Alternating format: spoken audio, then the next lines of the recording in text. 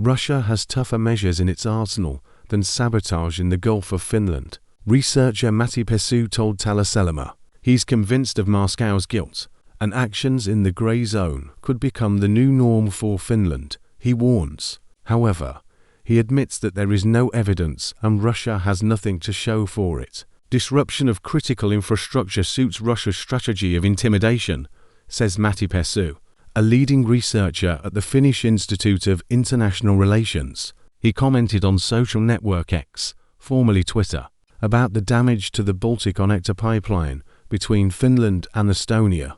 According to the researcher, Russia is probably pursuing two broad goals with regard to Finland. First, it wants to frighten Finland and NATO and prevent them from taking a strong defense and deterrence position in Northern Europe. Second, the Russian leadership trying to change the rather neutral image of Finland. Disrupting critical infrastructure is in line with the strategy of intimidation. Russia wants to sow fear among Finnish politicians and society. Perhaps Russia wants to limit the presence of its allies in Finland and the depth of Finland's integration into NATO. Pesu writes on social network X.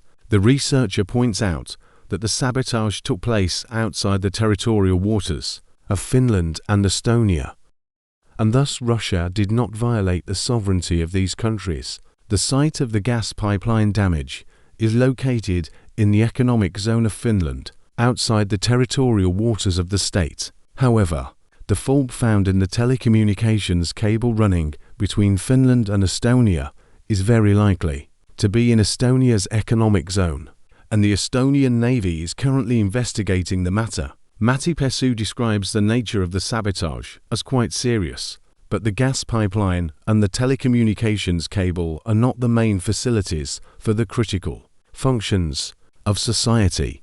According to Pesu, Russia has many more disturbing measures in its arsenal of ways to influence the grey zone than we can see now. It is still unclear whether these actions were just a prelude or a one-off.